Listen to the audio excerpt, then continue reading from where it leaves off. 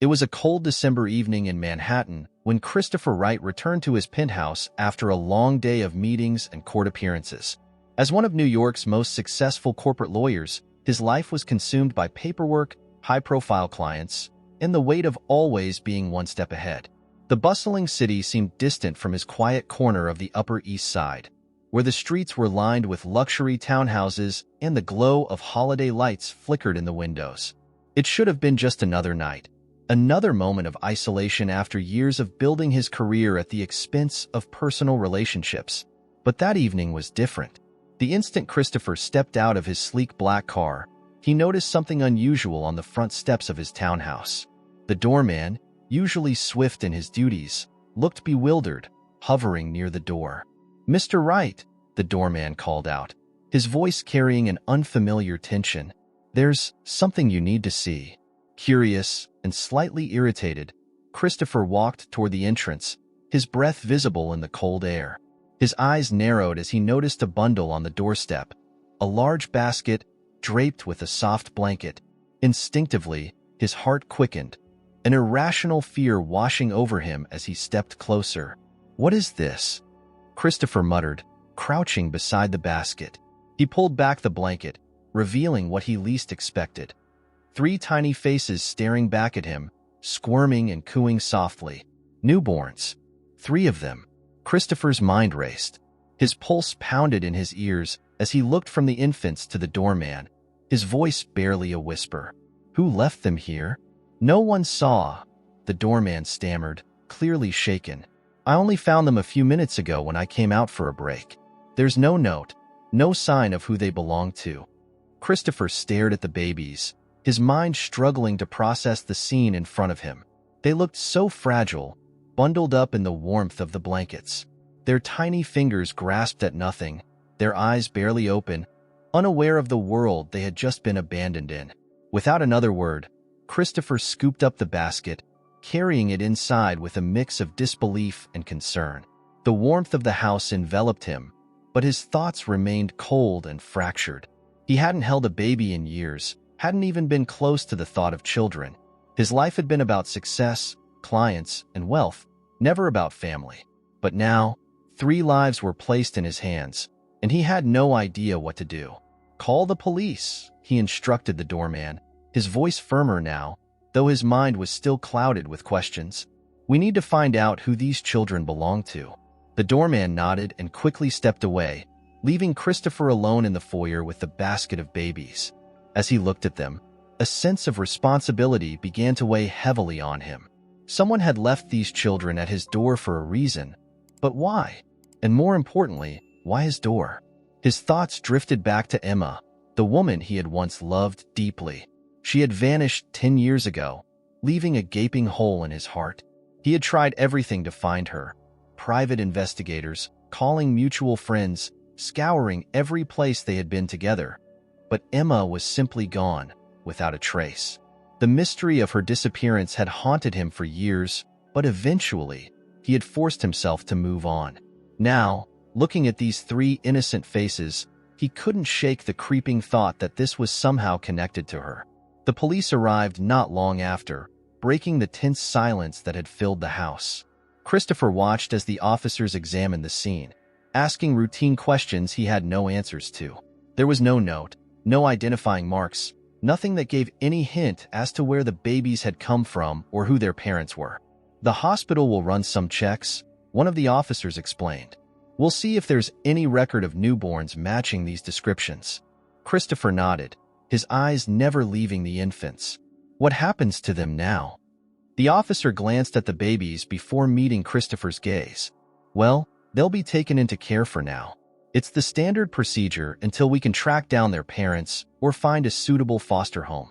The thought of sending the babies away, of letting them slip through the cracks of the system, gnawed at Christopher.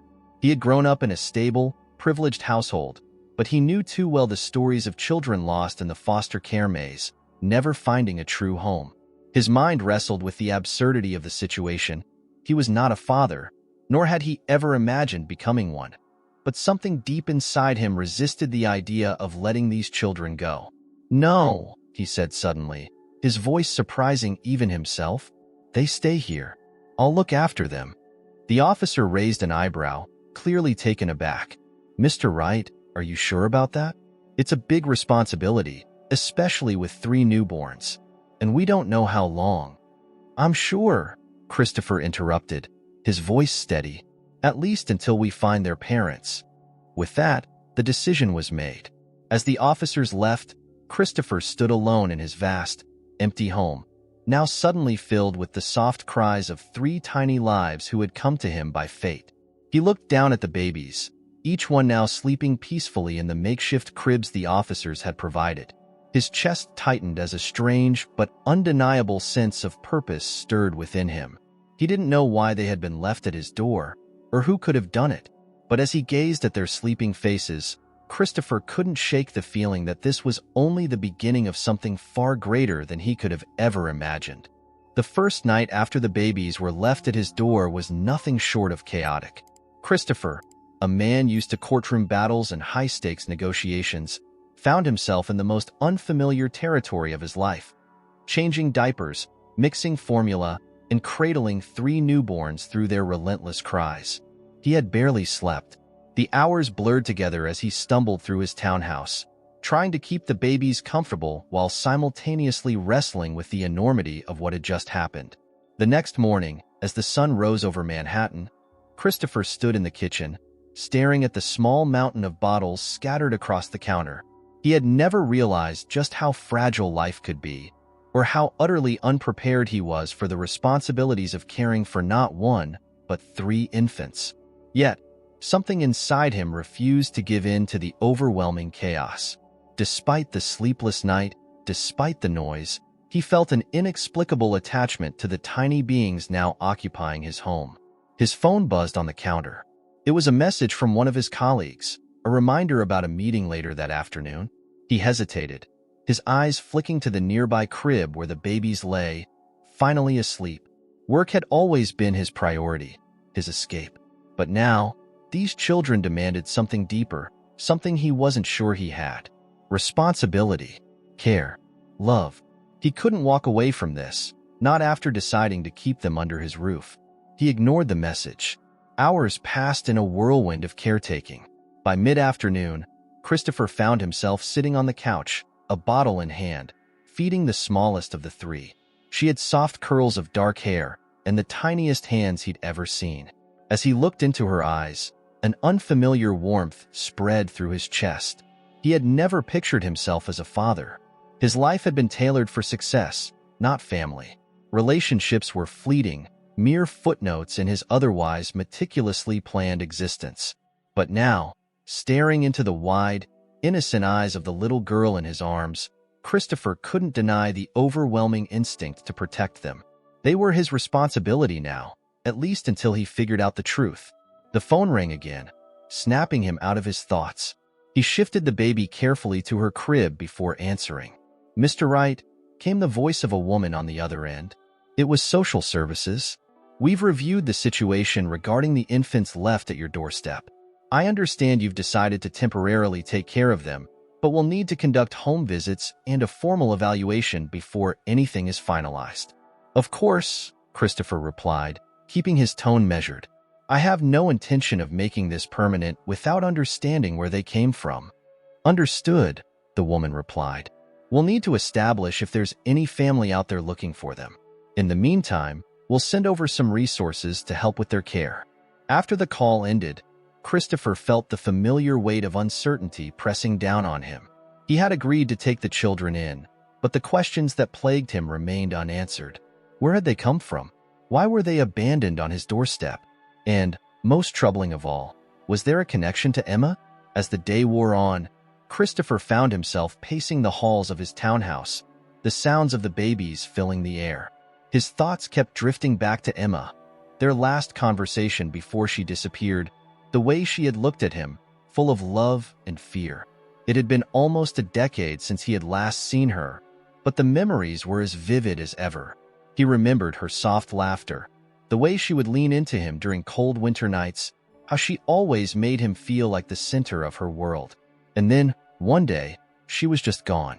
No explanations, no goodbye, only a haunting silence that had never left him.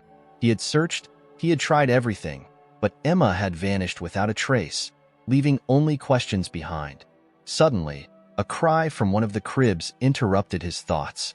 Christopher rushed to the nursery, where little Oliver had started to squirm. He was the loudest of the three, always the first to make his presence known. Christopher lifted him gently, cradling him against his chest as he tried to soothe the baby's cries. As Oliver quieted down, Christopher glanced at the nearby windows, noticing a car parked outside, one that hadn't been there before. His heart skipped a beat, a sudden tension filling the room. He watched for a moment, waiting to see if someone would step out, if this could be the moment he finally got some answers. But after several minutes, nothing happened. The car remained parked, its windows tinted, offering no glimpse of the person inside. Unease crept over him as he laid Oliver back in the crib. Was it just a coincidence? Or had someone been watching the house, waiting for the right moment? The thought of being under surveillance made his skin crawl. He couldn't shake the feeling that this was somehow connected to Emma's disappearance, or worse, to whoever had left the babies at his door. The next few days passed in much the same way. An endless cycle of feeding, changing, and caring for the babies, interspersed with moments of deep reflection and concern. Christopher's once orderly life had become a whirlwind of diapers and bottles. But more than that, it had become a mystery he was determined to solve. On the third evening, as he sat in the living room, surrounded by the quiet hum of the nursery monitor, the doorbell rang. Christopher's pulse quickened. Visitors weren't exactly frequent, especially now that his life had taken such an unexpected turn. He opened the door cautiously, half expecting it to be a neighbor with some trivial concern. Instead, a man stood before him, dressed sharply in a tailored suit. His expression was unreadable, and Christopher immediately felt the weight of something serious hanging in the air. "Mr. Wright?" the man asked, his voice smooth and calculated. "Yes," Christopher replied, his tone guarded. "Can I help you?" The man's eyes flickered toward the hallway behind Christopher, as if expecting to see something or someone. "I'm here regarding the children." Christopher's grip tightened on the door. "Who are you?" The man smiled, though there was no warmth behind it. "Let's just say I'm someone with an interest in making sure they're taken care of properly." The air between them seemed to freeze. Christopher's mind raced, searching for any hint as to who this man might be. But he knew one thing for certain: this was no ordinary visit. "You need to leave," Christopher said, his voice low but firm. "Now." The man's smile never wavered, but there was a dangerous gleam in his eyes.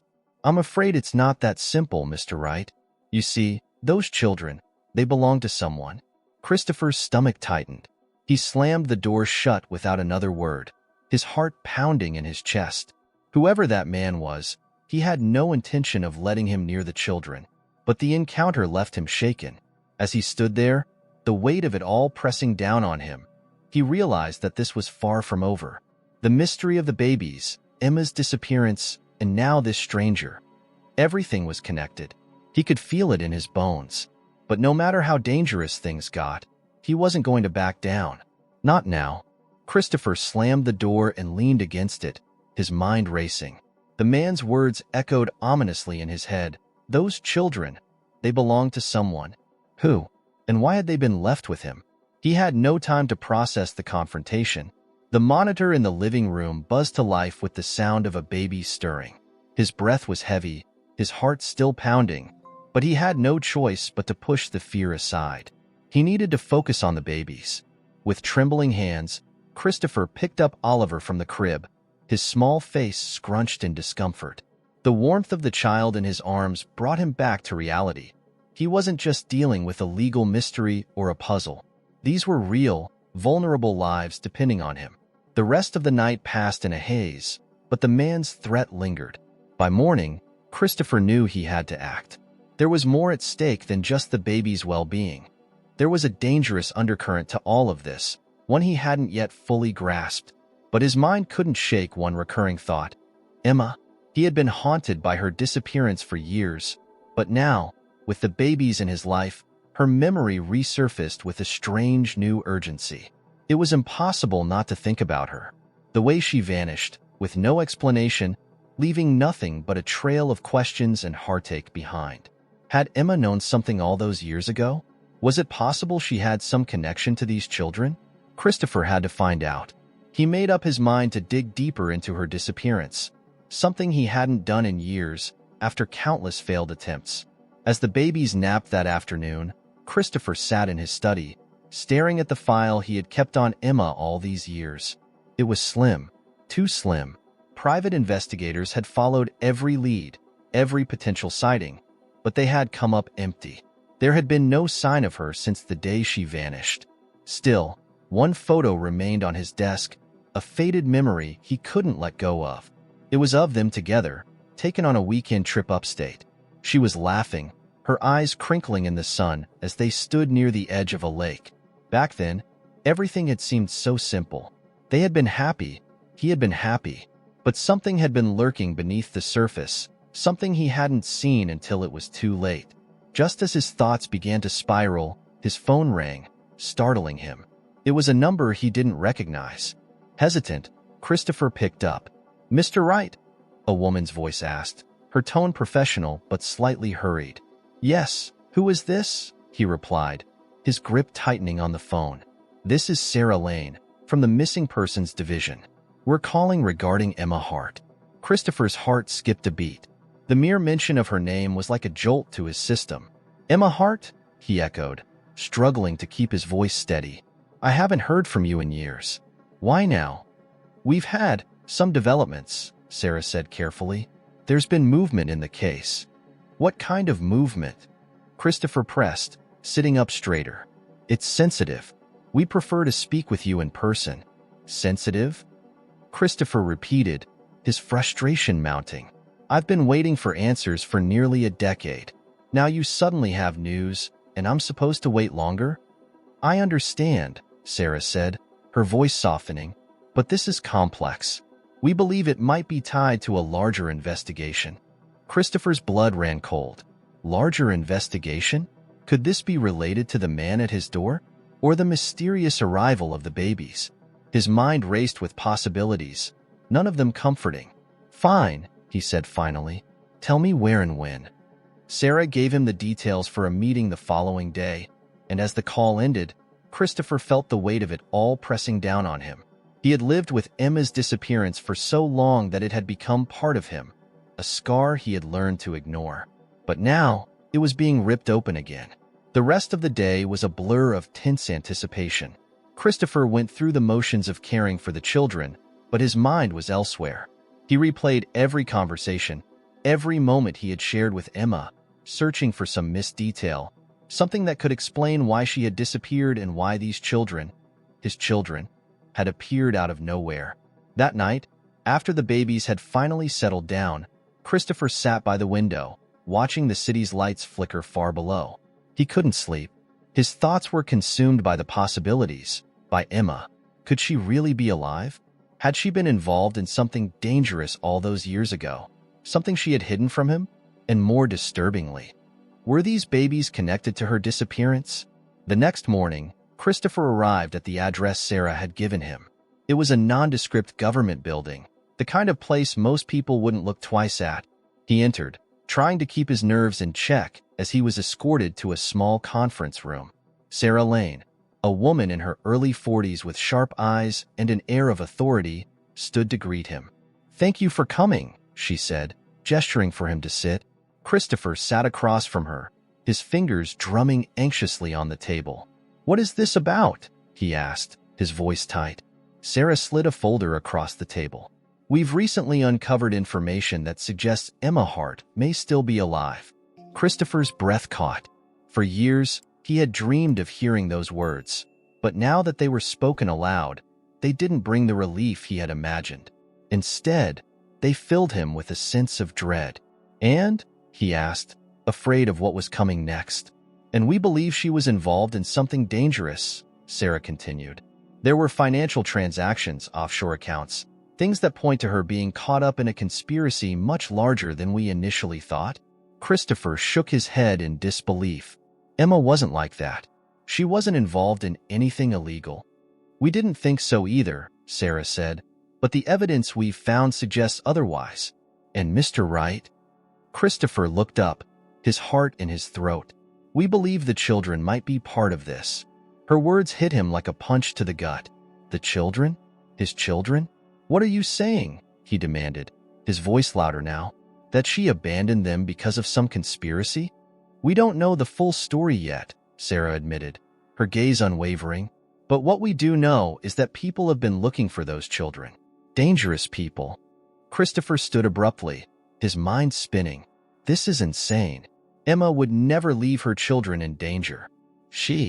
I know this is difficult, Sarah said gently, standing as well. But you need to understand, whatever Emma was involved in, it's not over. These people are still out there, and they're still searching. You need to be careful, Mr. Wright. Christopher's world tilted on its axis. Everything he thought he knew about Emma, about their life together, was unraveling. And now, the 3 innocent lives he had taken in were part of a much larger, darker game than he had ever imagined. As he left the building, his thoughts were a whirlwind of emotions. Anger, fear, disbelief, but most of all, a renewed determination to protect his children, whoever was after them, whatever Emma had been caught up in. He wasn't going to let them be pawns in someone else's game. He had lost Emma once. He wouldn't lose them too. The air was thick with tension as Christopher drove back home from his meeting with Sarah Lane. The city blurred past him, but his mind was fixated on the bombshell she had dropped. Emma was alive. His heart and mind were at war. Relief mixed with anger, and confusion roiled within him. Why had she disappeared? What had she been involved in? And most importantly, why hadn't she come back for him? For their children? He barely remembered parking his car in the driveway. His thoughts were clouded, his emotions raw. As he approached the front door, he stopped short, his eyes locking on a black SUV idling at the curb. The same SUV he'd noticed parked near his house on and off for the past few days. His pulse quickened.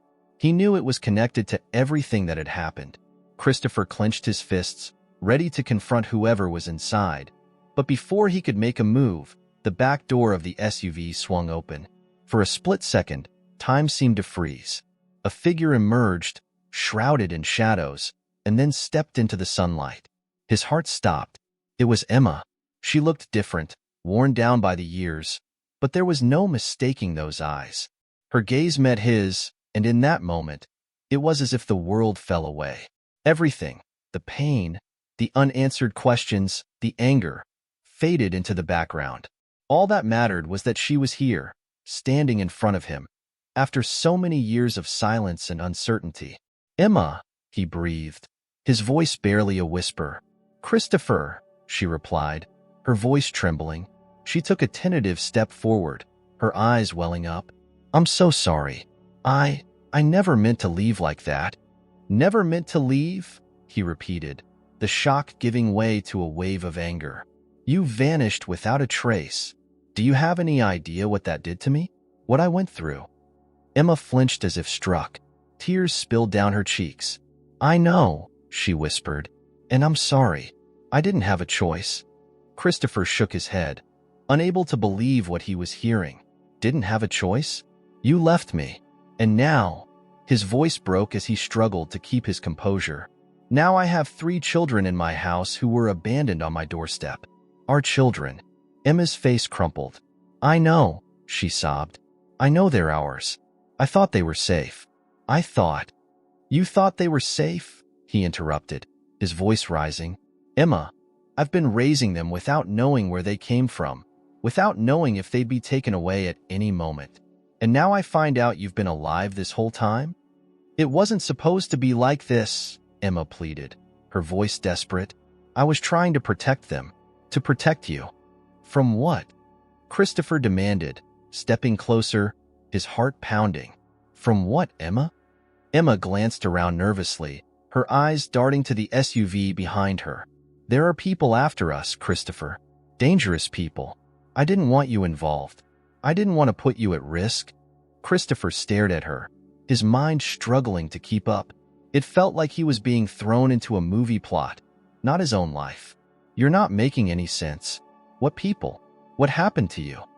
Emma took a deep breath, wiping her tears with the back of her hand. "It's a long story, but you need to know that it started right before I disappeared. I was approached by some very dangerous people who believed I had something they wanted. Information. I didn't, but they wouldn't believe me. When I found out I was pregnant, I tried to run, but they caught up to me." She paused, her voice breaking. "They kept me prisoner for months, trying to force me to tell them what they wanted to know. I was terrified they'd hurt the babies. But then, one night, I escaped. I thought I'd finally be able to come back to you, to tell you everything. But they were watching me. They knew everything about us." Christopher felt his anger being replaced by a cold, hard fear. "And the babies? How did they end up on my doorstep?" Emma bit her lip, her voice trembling. "I had to leave them somewhere safe. Somewhere I knew they'd be cared for. But I couldn't stay. If I stayed, they would have found us. I thought if I left them with you, they'd be safe.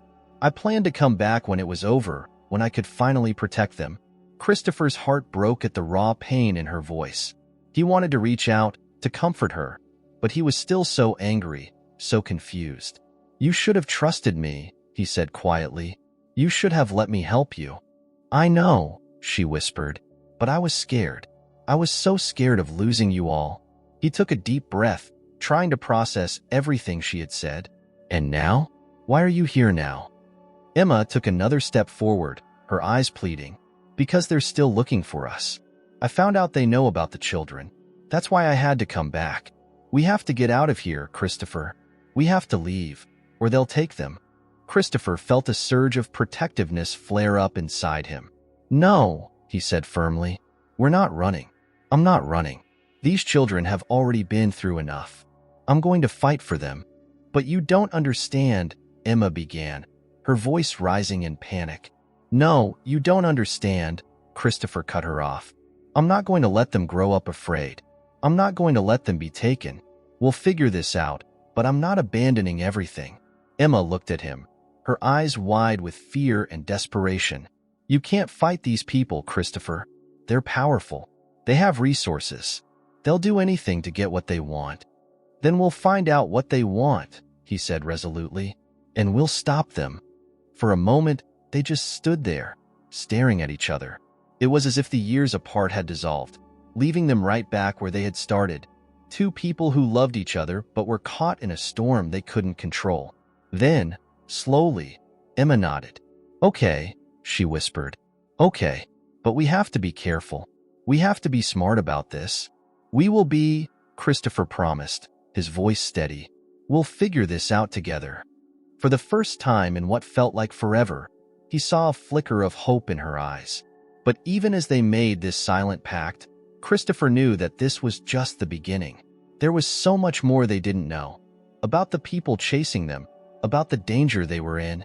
But for now, they had each other, and that was enough. As they turned to head inside, Christopher felt a surge of determination. He would do whatever it took to keep his family safe, no matter the cost. The air inside the house was thick with tension as Christopher and Emma stood in the living room, their children sound asleep upstairs.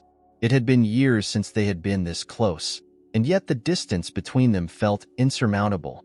They had once been so deeply connected, but now there was a chasm filled with secrets and lost time. Christopher stared at Emma, his mind reeling from everything she had told him. It was like being thrust into a nightmare, where nothing made sense and the stakes were terrifyingly high. He could see the exhaustion etched into her features, the lines around her eyes that hadn't been there before. She had been through hell, but the weight of her choices bore down on him like an anchor. He needed answers, and he needed them now. "Emma," he began, his voice steadier than he felt, "I need to know everything. No more half-truths, no more evasions. If we're going to protect our children, I need to know exactly what we're up against." Emma nodded, swallowing hard. She glanced at the staircase, as if expecting one of the babies to wake up at any moment. "I'll tell you everything," she said quietly, her voice laced with regret. "But it's a lot, Christopher, more than you can imagine." "Start from the beginning," he urged, sitting down on the couch and gesturing for her to do the same. "When did this all start? Who are these people?" She hesitated, then sat beside him, wringing her hands. It began before I knew I was pregnant. I was working on a research project for an NGO, something to do with humanitarian aid in conflict zones. We were gathering data on illegal arms trades, human trafficking, dangerous stuff. Christopher felt a chill run down his spine. He had known she was involved in important work back then, but he had never imagined it was anything this dangerous. And you got caught up in it? Emma nodded. There was a man, Miles Carpenter. He was funding several projects, and on the surface, he seemed legitimate. But I found out he was using the NGO as a front to cover up his involvement in illegal operations. When I tried to expose him, things got ugly. She paused, her eyes filling with memories that clearly haunted her.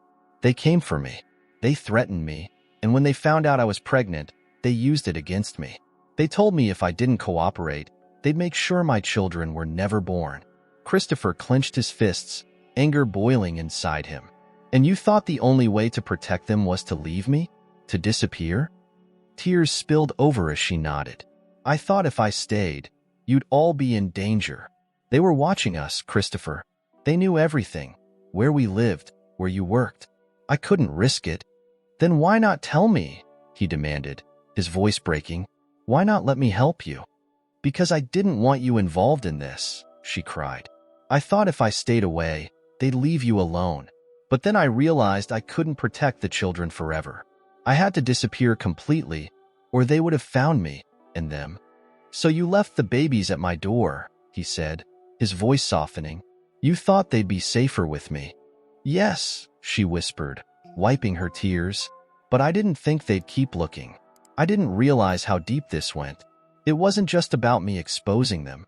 There's something else, something they think I have. Christopher shook his head, trying to comprehend. What could they possibly want from you now? Emma took a deep breath, her voice barely above a whisper. They think I have evidence, something that could destroy them. I don't, but they're convinced. I've spent years hiding, running from place to place, trying to stay one step ahead. But it's never enough. Christopher leaned back, his mind spinning. This wasn't just about protecting his children from some random threat. This was about taking on an organization powerful enough to track them for years, ruthless enough to destroy anyone who got in their way. What do we do now? He asked, his voice heavy with the realization that their lives would never be the same again. We need to find out what they're looking for, Emma said, her voice gaining strength. If we can figure that out, maybe we can end this. But it's going to be dangerous, Christopher. I don't want you to get hurt. Christopher met her gaze, his determination unwavering. I'm not going to let you face this alone. Not anymore. For the first time in years, they shared a look of mutual understanding, a bond forged not just by love, but by the fierce need to protect their family. Whatever had happened in the past, whatever secrets still lurked in the shadows, they would face it together. The next morning, they began making plans. Christopher took a leave of absence from work, knowing that his full attention was needed to navigate the storm that was coming. They arranged for security measures around the house, surveillance cameras, reinforced locks, anything that could buy them a little more time, a little more peace. Emma combed through her old contacts, people she had once trusted, trying to gather any information she could about Miles Carpenter and his network. It was dangerous work, reaching out to people who might still be under surveillance, but they had no choice. One afternoon, while Christopher was sorting through some old case files in his office, Emma burst into the room, her face pale. I found something, she said breathlessly. A name, someone who used to work with Carpenter. He might know what they're after. Who? Christopher asked, his heart racing. James Bennett, she replied, handing him a piece of paper with an address scribbled on it. He was one of Carpenter's top aides, but he disappeared about a year ago. If we can find him, we might be able to get some answers. Christopher glanced at the address. It was in a small town upstate, far enough that it would take a day to get there and back. I'll go, he said, standing up. No, Emma said firmly. We'll go. Together. He looked at her, surprised. Are you sure? It could be dangerous.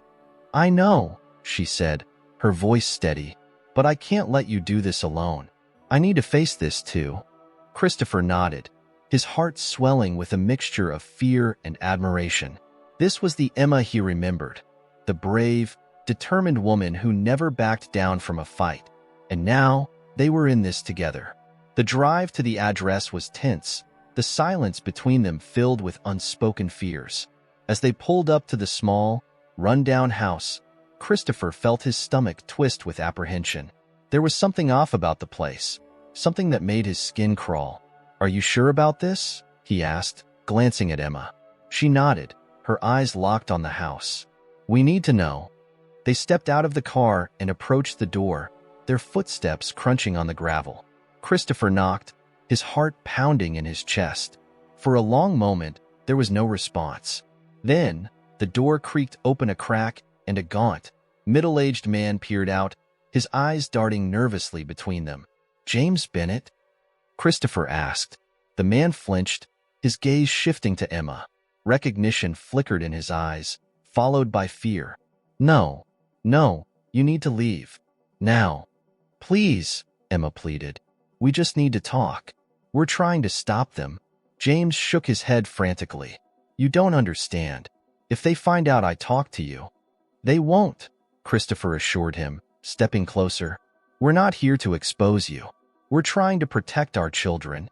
James hesitated, his eyes narrowing as he looked at them both. Then, slowly, he opened the door wider. "Come in. But you have to promise. You can't tell anyone I spoke to you." "We promise," Emma said, relief flooding her voice. As they stepped inside, Christopher felt the weight of what they were about to learn pressing down on him.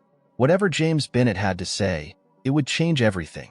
And for the first time, he felt a flicker of hope that maybe, just maybe, they could find a way to end this nightmare. The dim light inside James Bennett's house cast long shadows, giving the place an eerie, abandoned feel. Christopher and Emma stood in the cramped living room, their eyes locked on the man who might hold the key to everything they needed to know. James shifted nervously, glancing out the window as if expecting someone to burst through at any moment. His thin frame was hunched, and his eyes darted around the room, never resting for long on any one thing. He had the look of a man haunted by his past. "You shouldn't have come here," James muttered, his voice shaky. "It's too dangerous. If they find out you've been talking to me—" "They won't find out," Christopher said firmly, though he felt a chill run down his spine. He glanced at Emma, who gave him a small nod of reassurance. "We just need to understand what's happening. Why are they after us?" James let out a bitter laugh. "You really don't know, do you?" He looked at Emma, his expression a mixture of pity and fear. "They think you have something that could bring them down." "We know that much," Emma replied, her voice steady despite the fear she must have felt. "But I don't have anything. They're chasing a ghost." James shook his head, frustration etched into his features. "It's not just about what you have. It's about what you know, or what they think you know. You were working on something big, Emma. Carpenter's whole operation is built on layers of deceit, and you were getting too close to the truth." "What truth?" Christopher interjected, his patience wearing thin. "What are we missing here?" James took a deep breath, as if gathering the courage to continue. "Carpenter's involved in more than just illegal trades. He's part of a network that controls everything, from politics to finance. They manipulate governments, start wars, control entire economies. And they've been doing it for decades." Christopher felt the ground shift beneath him.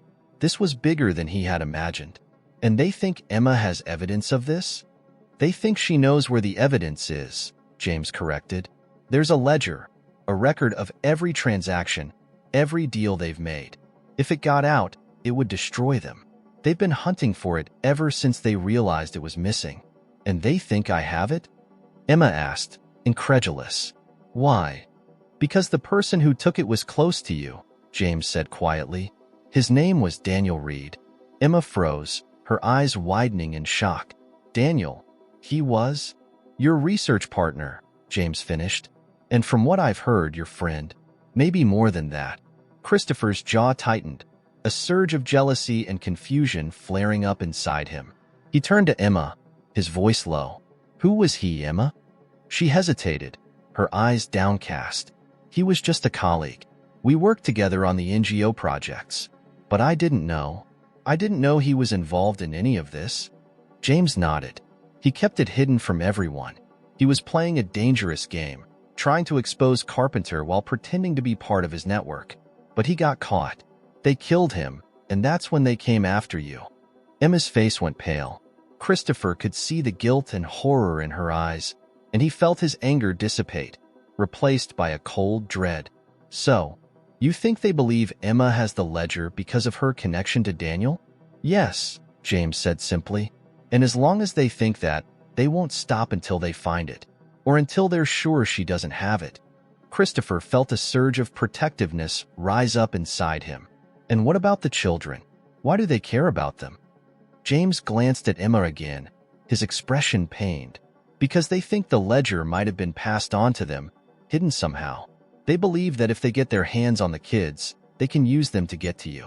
Emma's hand flew to her mouth, her eyes filling with tears. No, she whispered, her voice trembling. I won't let them take my babies. I won't let them hurt them. They won't, Christopher vowed, his voice fierce. We'll protect them, Emma, no matter what. James looked at them both, his gaze filled with a strange mix of pity and respect. You don't understand how ruthless these people are. They won't stop until they get what they want. You're dealing with powerful enemies. If you really want to keep your family safe, you need to disappear. Go somewhere they'll never find you. We can't just run forever, Christopher shot back, his frustration boiling over. There has to be another way. There has to be something we can do. There is, James said slowly, his eyes darkening. But it's risky. If you could find the ledger before they do, you could use it as leverage. You could negotiate for your safety, for your children's safety. Christopher exchanged a glance with Emma. It was a long shot, a dangerous gamble that could backfire spectacularly. But what choice did they have? Where do we even start looking? Emma asked, her voice thick with fear and determination. James hesitated, then pulled out a small, battered notebook from his jacket pocket. He flipped through the pages, then handed it to Emma. This is the last known location Daniel was seen before he disappeared. It's a safe house in the city. If the ledger is anywhere, it's there. Emma took the notebook, her hands shaking. Thank you, James, she said softly. I know this wasn't easy for you. I just hope you find it before they do, James replied, his voice weary. And Emma, be careful. They're watching everything. Christopher nodded, feeling the weight of their situation pressing down on him. We will be. Thank you. They left James's house in silence, their minds buzzing with the information they had just learned. The drive back to the city felt surreal, the world outside the car window moving in a blur as they tried to process what lay ahead. Daniel, Emma murmured, almost to herself. I can't believe he's gone. I didn't even know he was involved in this. Christopher reached over and took her hand, squeezing it gently. We'll get through this, Emma. We'll find the ledger, and we'll end this. She looked at him, her eyes filled with gratitude and sorrow. I'm sorry, Christopher. I'm sorry for everything. For leaving you. For putting you and the children in danger. Don't, he said softly. We're in this together now. All that matters is keeping our family safe. When they finally arrived back at Christopher's townhouse, the sun was beginning to set, casting a warm, golden light over the city. They entered the house, feeling the exhaustion of the day settling into their bones. The babies were still sleeping, oblivious to the danger that loomed over them. Christopher and Emma sat down at the kitchen table, the notebook between them. It felt like they were standing on the edge of a precipice, about to leap into the unknown. Are you sure about this? Emma asked, her voice barely a whisper. If we go after the ledger, there's no turning back. We'll be putting ourselves right in their sights. Christopher met her gaze, his expression determined. We've been running and hiding for too long. This ends now. We find that ledger, and we take control of this situation. Emma nodded, her fear giving way to resolve. Then let's do it. They spent the rest of the night planning, going over every detail of what they would do. It was risky, and it was dangerous, but it was the only chance they had to protect their children and end the nightmare that had taken over their lives. As the city slept around them, Christopher and Emma prepared to face the storm head-on. Whatever lay ahead, they would face it together, and they would not back down. The city was still under the cover of night as Christopher and Emma pulled up in front of the nondescript building in downtown Manhattan. The safe house James had directed them to was hidden among rows of abandoned warehouses and vacant lots, a forgotten corner of the city that seemed to exist in its own shadowy world. They had been driving in silence, the weight of what they were about to do pressing down on them. Christopher turned off the engine and glanced at Emma. Her face was pale, her eyes wide with a mixture of fear and determination. He reached out, his hand finding hers, and squeezed gently. "We don't have to do this tonight," he said, his voice low. "We can take more time to plan, make sure it's safe." Emma shook her head, her grip tightening around his hand. "We don't have time, Christopher. The longer we wait, the closer they get. We need to find that ledger before they do." He nodded, swallowing his own fears. She was right. Every second they hesitated, they were putting their family in more danger. He took a deep breath, steeling himself, and then opened the car door. The night air was crisp, the kind of cold that cut through even the thickest coat. They moved quickly, staying close to the shadows as they approached the building. The only sound was the crunch of gravel under their feet and the distant hum of the city that never truly slept. Emma pulled out the key James had given her, her hands trembling slightly as she fitted into the lock. The door creaked open, revealing a narrow stairwell that disappeared into darkness. Christopher went in first, his senses on high alert, every muscle in his body tense. The air inside was stale, and the dim lighting cast eerie shadows on the cracked walls. They moved cautiously, descending the stairs one slow step at a time. Each creak of the old wooden steps echoed through the silence, amplifying their fear. When they reached the bottom, they found themselves in a small, musty basement. The room was cluttered with old furniture and boxes, and there was a faint smell of mold and dust. Christopher scanned the space, his heart pounding. "Where do we start?" he whispered, turning to Emma. She pulled out the notebook James had given them, flipping through the pages. He said there was a hidden compartment somewhere, behind one of the walls. They moved methodically, checking the walls, tapping and listening for any hollow spots. Every minute felt like an hour, the tension growing with each unsuccessful attempt. Christopher's frustration was building when, finally, Emma's fingers brushed against a small indentation in the far corner of the room. "I think I found it," she whispered, her voice shaking. Christopher hurried over, watching as she pressed down on the hidden latch. With a soft click, a small section of the wall swung open, revealing a dark, narrow space. Emma reached inside, her breath hitching as she pulled out a metal box, its surface scratched and worn. "This must be it," she said, her eyes wide with a mix of hope and fear. Christopher took the box from her, his hands steady despite the adrenaline surging through him. He fumbled with the latch, and after a moment, the lid popped open. Inside, nestled among some old papers, was a thin, leather-bound book. "The ledger," he breathed, pulling it out carefully. They both stared at it, the reality of what they had just found sinking in. This was it, the key to everything. The evidence that could finally expose Carpenter and his network, that could finally give them leverage to protect their family. But before they could process what this meant, a sound echoed from the stairwell above them, the unmistakable creak of a door opening. "Someone's here," Christopher whispered, his heart lurching. Emma's eyes widened in fear. "We need to hide."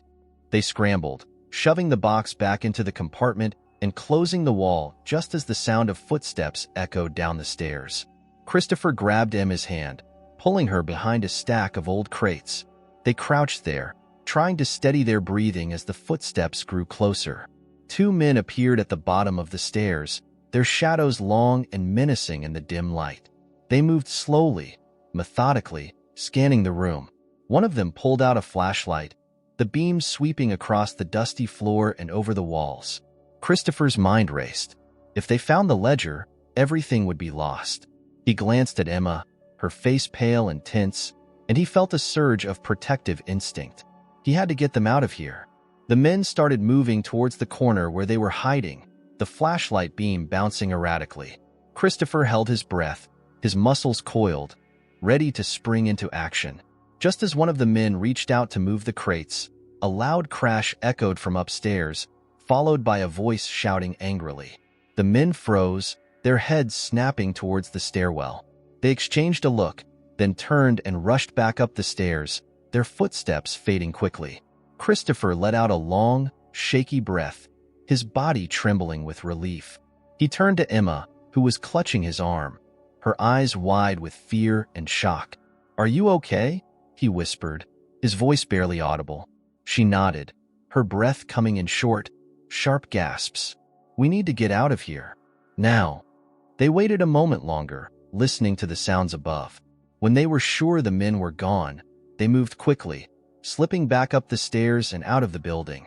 The night air was a shock to their senses, and they ran to the car, hearts pounding, adrenaline still coursing through their veins. As soon as they were safely inside, Christopher turned to Emma. "We have to assume they know we were here. We're not safe." "I know," she said, her voice shaky but determined. "But we have the ledger. That changes everything." He nodded, his mind racing. They had what they needed, but they were still in danger. Carpenter's people would come after them, and now it was a matter of time before they closed in. They needed to act fast. "We need to find a place to lay low," he said, starting the car. "Somewhere they won't think to look." "There's a safe house I used once," Emma said quickly. "It's outside the city, near the Catskills. It should be safe for now." Christopher nodded and pulled away from the curb, his eyes flicking to the rearview mirror. The city lights faded behind them as they sped away, the sense of urgency and danger growing with every mile they put between themselves and the city. As they drove, Emma reached for his hand. He glanced at her, the fear and determination in her eyes reflecting his own. They were in this together, and there was no turning back now. "We'll make it through this," he said, squeezing her hand tightly. "We have to." She nodded, a faint smile crossing her lips. "We will. For the kids." The road stretched out before them, dark and winding, leading them into the unknown. The night was far from over, and the danger was closer than ever. But for the first time, Christopher felt a glimmer of hope. They had the ledger. They had a chance. And no matter what, he was going to keep his family safe. The drive to the safe house was tense and silent, the weight of the ledger pressing heavily on Christopher's mind. The narrow, winding roads through the Catskills seemed to stretch endlessly under the night sky. Emma sat beside him, her eyes flicking to the rearview mirror every few seconds, scanning for any sign that they were being followed. They arrived at the secluded cabin just as dawn was breaking. It was a modest, weathered structure hidden among the dense trees, the kind of place that could be easily overlooked, a perfect hideout. Christopher pulled the car up close and cut the engine, the silence of the woods enveloping them. "This place is still safe, right?"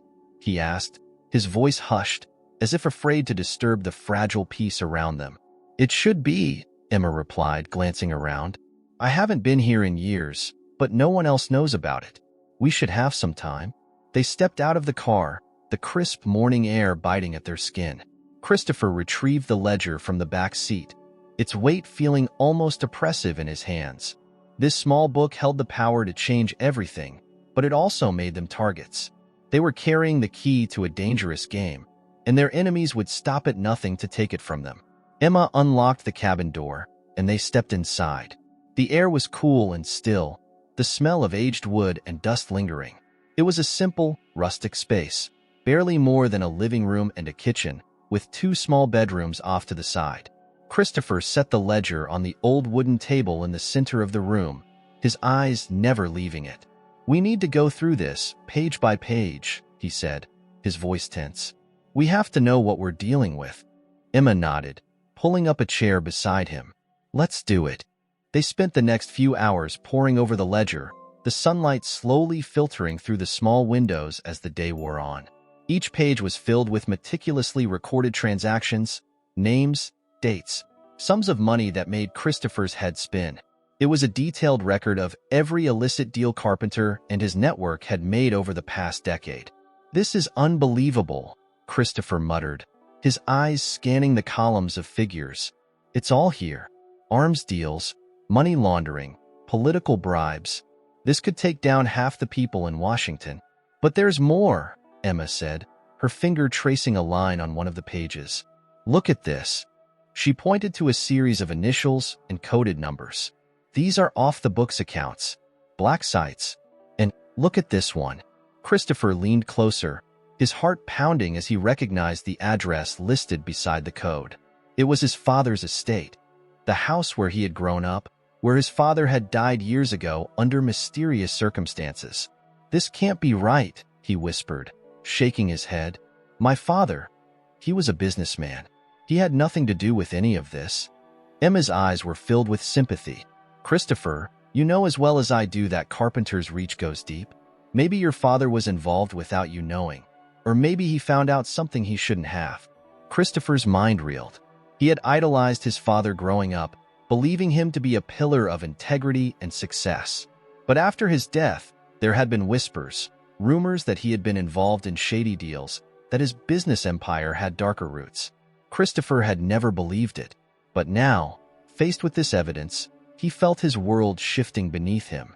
"I need to go there," he said suddenly, the decision forming in his mind before he could second-guess it. "I need to see for myself."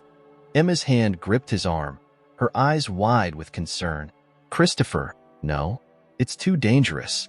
If Carpenter's people are watching the house, I have to know, Emma," he insisted, his voice firm. "If there's something there, something that can help us, I need to find it. This ledger is important, but it's not enough. We need more." She hesitated, her fear for him evident, but she saw the determination in his eyes and knew there was no stopping him. "Then I'm coming with you." "No," he said, his voice gentle but resolute. "You need to stay here with the ledger. If something happens to me, you need to keep it safe." "Christopher, I'll be careful," he promised, squeezing her hand. "I just need to see for myself. I won't be long." Emma's eyes were bright with unshed tears, but she nodded, releasing his hand. "Be safe," she whispered. He kissed her forehead, then turned and left the cabin, his heart heavy but his resolve unbreakable. As he drove towards his father's estate, his mind was a whirl of emotions: fear, anger, and a deep, aching sense of betrayal. If his father had been involved in this, if he had been part of Carpenter's network, it would shatter everything Christopher had believed about his family. The estate loomed on the horizon, a sprawling mansion set against the backdrop of rolling hills. It had once been a place of comfort and security, but now it felt cold and alien. Christopher parked the car a distance away and made his way to the side entrance, slipping through the gate like he had done countless times as a boy sneaking in past curfew. The house was empty, its silence oppressive. He moved through the grand hallways, memories of his childhood flooding back. The laughter, the family dinners, his father's booming voice as he recounted stories of business and success. But now those memories felt tainted, hollow. He headed straight for his father's study, his heart hammering in his chest. The room was just as he remembered it: dark wood paneling, shelves lined with leather-bound books, the heavy mahogany desk that had always seemed too large, too imposing. Christopher moved behind the desk, his fingers trembling as he searched for some hidden compartment, some clue that would confirm or dispel his worst fears. And then he found it: a small, inconspicuous switch under the edge of the desk. He pressed it, and a section of the wall slid open, revealing a hidden safe. Christopher's hands shook as he entered the code, his mind racing back to the combination his father had taught him as a child. For emergencies, Christopher, and only then. The safe clicked open, and Christopher pulled out a stack of documents. His breath caught as he scanned the pages. Bank statements, offshore accounts, records of meetings with people whose names he recognized from the ledger. It was all here, proof that his father had been deeply entwined with Carpenter's network. He sank into the chair, the papers falling from his hands. His father, the man he had looked up to, had been part of this nightmare. He had been part of the corruption, the deceit, and now that legacy had come crashing down on him and his family. The sound of a car pulling up outside snapped him out of his daze. He moved to the window, his heart pounding as he saw two black SUVs screech to a halt in the driveway. Men in dark suits poured out, their movements swift and purposeful. Christopher's mind raced. They had found him. He needed to get out, to get back to Emma and the children. He grabbed the documents, shoving them into his jacket, and turned towards the back exit. But as he reached the door, it burst open, and two men stepped inside, their guns drawn. "Mr. Wright," one of them said, his voice cold and mocking. "Going somewhere?" Christopher's pulse hammered in his ears. He forced himself to stay calm, his mind racing. He couldn't let them get the documents, couldn't let them know about the ledger. "I'm just here to get some old family papers," he said, his voice steady despite the fear clawing at his throat. "I didn't know anyone was interested in my father's old house." The man smirked. "We know what you have, Mr. Wright. Hand over the documents, and maybe we won't have to make this difficult." Christopher's mind was a blur, calculating his chances. There were at least 5 men outside, more than he could handle. He had to stall, buy himself time. "I don't know what you're talking about," he said slowly, backing towards the desk. "These are just personal papers. You're welcome to take a look." The man's eyes narrowed, suspicion flashing across his face. "Nice try," he said, raising his gun. "But we're not here to play games. Hand them over now." Christopher's heart pounded. He was out of options. Then, in a flash of clarity, he made his decision. With a sudden, desperate movement, he threw the stack of papers into the air, scattering them across the room. The man cursed, his attention momentarily distracted. It was all Christopher needed. He dove for the desk, grabbing the heavy glass paperweight, and swung it at the man's head. The impact sent him crashing to the floor, his gun skittering across the polished wood. Christopher didn't wait. He sprinted for the back door, his lungs burning as he burst outside and tore through the garden. Shouts rang out behind him, the sound of footsteps pounding after him. He reached the tree line, his mind focused on one thought: getting back to Emma, getting back to his family. The documents were gone, but he had seen enough. He knew the truth now, knew what they were up against, and he would use that knowledge to protect his children, no matter the cost. He didn't stop running until he was deep into the woods, his breath coming in ragged gasps, his body aching. The men's shouts faded behind him, and he slowed, his heart still pounding with fear and adrenaline. He pulled out his phone, his hands shaking as he dialed Emma's number. It rang twice, and then her voice came through, tight with worry. "Christopher, are you okay?" "I'm fine," he panted, relief flooding him at the sound of her voice. "But they found me. They know I was at the house. I'm coming back. We need to get out of here. Now." There was a pause, then Emma's voice, filled with resolve. "I'll be ready." He hung up, shoving the phone into his pocket.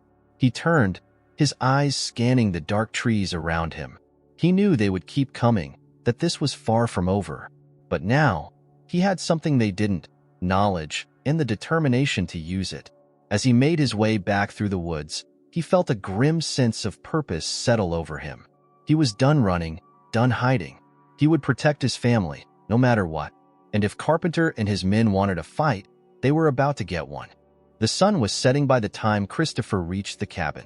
His body ached from the mad dash through the woods, his mind reeling from the events at his father's estate. But there was no time to rest. As he approached the front door, he saw Emma waiting for him, the fear and determination etched into her face. "They'll be coming for us," he said, breathless as he stepped inside. "They know I was at the estate. We have to move now." Emma nodded, her eyes flashing with resolve. "The car's packed. The kids are ready." "But, Christopher, what happened? Did you find anything?" He hesitated, glancing at the sleeping children in the corner, the innocence of their small faces a stark contrast to the chaos threatening to engulf them. "Yes," he said finally, his voice low. "I found documents in a hidden safe." "It's worse than we thought, Emma. My father was involved in all of it. Carpenter, the ledger, everything. And they were using the estate as a base.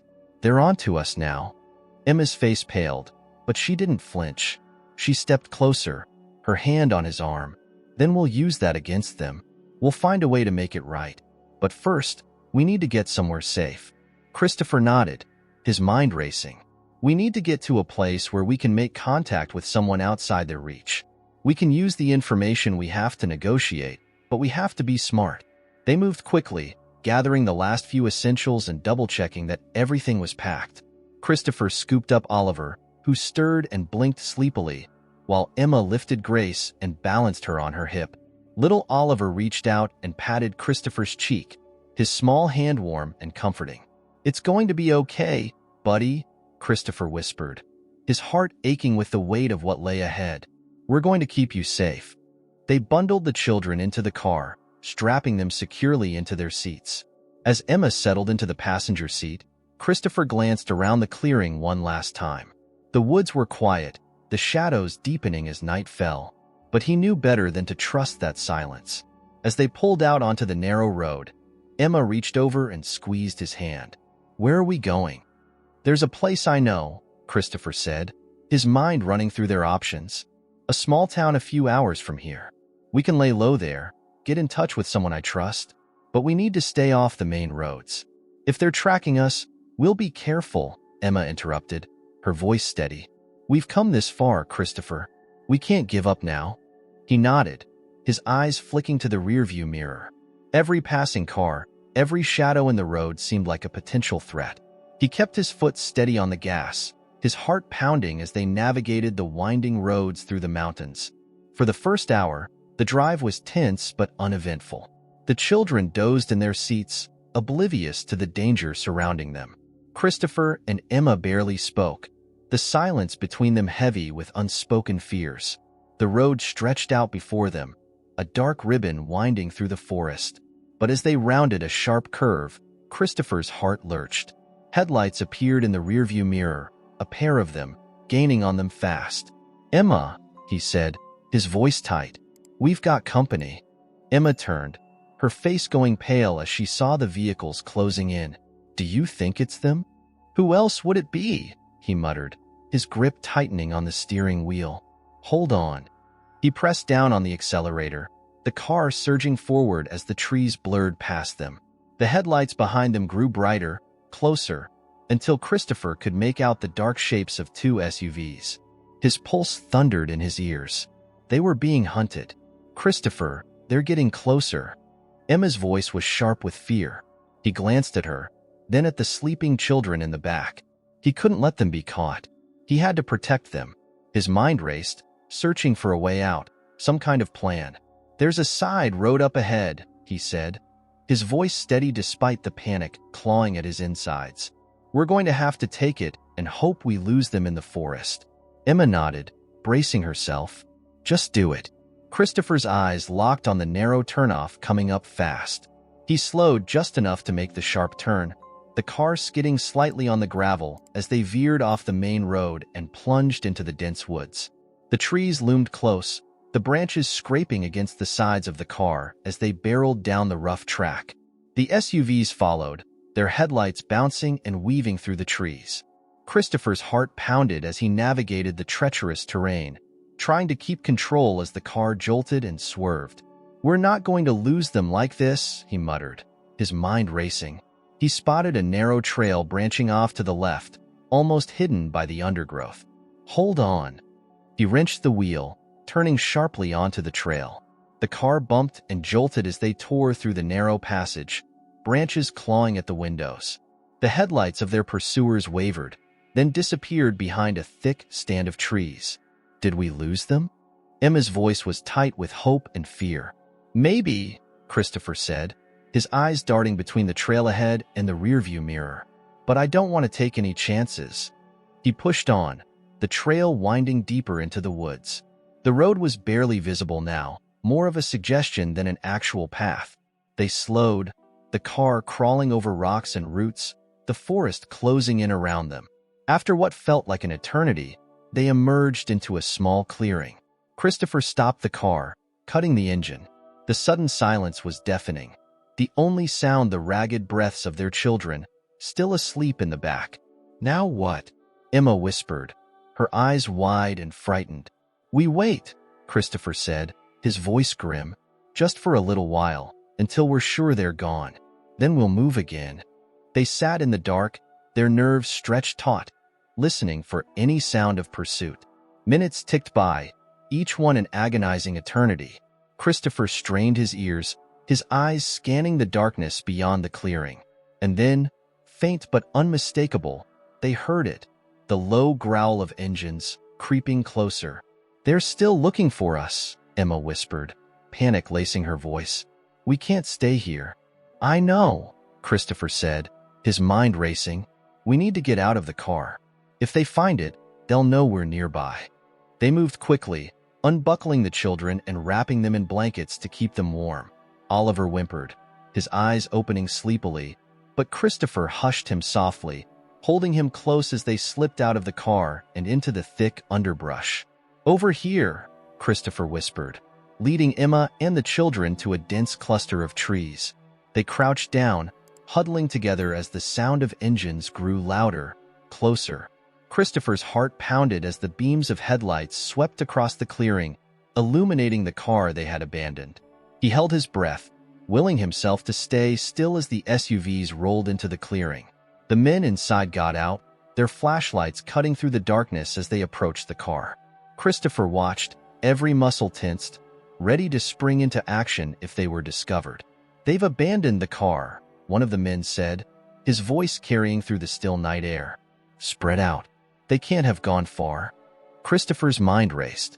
If they found them now, they were trapped. There was nowhere to run, nowhere to hide. He tightened his grip on Oliver, his eyes flicking to Emma. She was holding Grace, her face pale but determined. He had to do something. He couldn't let them be caught. "I'll distract them," he whispered, his voice barely audible. "Get the kids and go. I'll meet you at the rendezvous point." "Christopher, no," Emma hissed, her eyes wide with fear. "You can't. I have to," he interrupted, his voice fierce. "I won't let them take you. Trust me." Before she could protest further, he pressed a kiss to her forehead, then to each of the children. His heart ached as he looked at them, so small and innocent, caught up in a nightmare they couldn't understand. "Stay safe," he whispered, then slipped away into the darkness. He moved quickly, keeping low, his footsteps silent on the forest floor. The men were spreading out, their flashlights bobbing through the trees as they searched. Christopher's heart pounded as he circled around behind them, his mind racing with desperation and resolve. He picked up a rock, his hand steady despite the adrenaline surging through him. Taking a deep breath, he hurled it into the woods opposite where Emma and the children were hiding. The rock crashed through the underbrush, the noise echoing through the trees. "There!" one of the men shouted, his flashlight beam swinging around. "Over there." They moved towards the sound, their guns raised, their attention diverted. Christopher didn't hesitate. He turned and sprinted back through the trees, his lungs burning, his heart pounding. He had to lead them away, had to buy Emma and the children time to escape. He ran, crashing through the underbrush, the sounds of pursuit close behind him. Branches whipped at his face, the ground uneven and treacherous under his feet. He pushed on, his mind focused on one thing, keeping them safe. But he could hear them gaining on him, their footsteps pounding, their shouts growing louder. He was running out of options, out of time. And then, up ahead, he saw it, a narrow ravine, the ground dropping away into darkness. He skidded to a stop at the edge, his breath coming in ragged gasps. There was no way across, no way down without risking a deadly fall. He turned, his back to the edge, his heart hammering. The men burst through the trees, their guns raised, their faces twisted with anger. "End of the line, right?" one of them sneered, stepping forward. "Hand over what you've got, and maybe we'll let you live." Christopher's mind raced. He had nothing to give them, nothing except his life. He took a step back, his foot slipping on the loose gravel. He felt the ground give way beneath him, his balance teetering. "Stay back," he shouted, his voice ringing through the night. "I'll jump if I have to." The men hesitated, their eyes narrowing. Christopher's heart pounded, his mind racing. He couldn't let them take him, couldn't let them find Emma and the children. He took another step back, his body swaying on the edge. And then, suddenly, a voice rang out through the darkness. "Drop your weapons. Now." Christopher's heart leapt as figures emerged from the trees, their guns trained on the men surrounding him. It was the police, their uniforms stark against the shadows. The men froze, their eyes wide with shock. One of them turned to run, but an officer tackled him to the ground, his gun clattering away. The others raised their hands, their expressions defeated. Christopher felt his legs give way, his body collapsing to the ground. Relief washed over him, so overwhelming it left him dizzy. He looked up as the officers surrounded him, their faces a blur. "You're safe now," one of them said, his voice steady and calm. "It's over." Christopher shook his head, his heart still pounding. "No," he whispered, his voice hoarse. "It's not over. They're still out there. My family, we know," the officer said gently. "We'll get them to safety. Just hold on." Christopher's vision blurred, the world spinning around him. He felt hands lifting him, carrying him away from the edge. He closed his eyes, the darkness swallowing him. But even as he slipped into unconsciousness, one thought burned bright in his mind. Emma and the children were still out there, and he would do whatever it took to protect them. The first thing Christopher felt as he regained consciousness was the steady beeping of a heart monitor and the smell of antiseptic. His body ached, every muscle protesting as he shifted on the stiff hospital bed. Blinking against the harsh light, he struggled to piece together where he was and how he had gotten there. The last thing he remembered was the ravine, the confrontation, and the police arriving just in time. Panic surged through him as he sat up, his head spinning. Emma, the kids, where were they? He looked around frantically until a familiar voice cut through his fear. "Christopher, take it easy." He turned to see Emma standing in the doorway, her eyes red-rimmed but relieved. She rushed to his side, taking his hand in hers. The weight of her touch, warm and solid, grounded him, and for the first time in days, he felt a flicker of hope. "Emma," he breathed, his voice hoarse. "Are you okay? Are the kids?" "We're fine," she said softly, her voice thick with emotion. "The police found us. They took us somewhere safe. We've been waiting here for you to wake up." Relief washed over him like a wave, leaving him dizzy and weak. He squeezed her hand, his eyes closing as he fought back tears. "I thought I'd lost you. I thought." "We're okay," she whispered, her thumb brushing gently over his knuckles. "Thanks to you." He opened his eyes, meeting her gaze. "It wasn't just me," he said. "The police. They told us everything," she interrupted, her voice steady. "About how you risked everything to protect us. About how you led those men away. You saved us, Christopher." He shook his head, struggling to find the words. "I did what I had to. I couldn't let them take you." Emma leaned in, her forehead resting against his. "You didn't just save us. You gave us a chance to finally be free. They've arrested Carpenter and most of his network. It's over, Christopher. It's really over." The words felt surreal, too good to be true. "And the ledger?" he asked, his voice cautious. "What about the evidence?" "It's safe," she assured him. "The authorities have it. They're using it to bring down everyone involved. They're not going to stop until every last one of them is behind bars." He nodded slowly, the reality of it sinking in. For so long, they had been running, hiding, caught in a web of fear and uncertainty.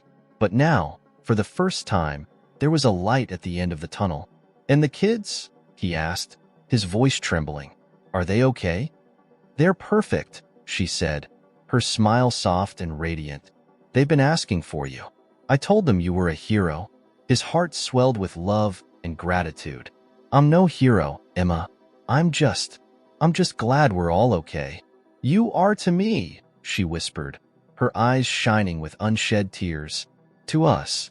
She leaned in and kissed him, a soft, lingering kiss that spoke of relief, love, and the promise of a future they had almost lost.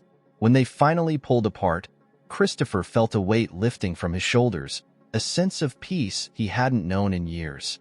"I love you," he said, the words spilling out, raw and honest. "I love you too," she replied, her voice breaking. "And I'm so sorry for everything I put you through." "Don't," he said quickly, shaking his head. "We're here now. That's all that matters." They held each other for a long moment, the world outside the hospital room fading away.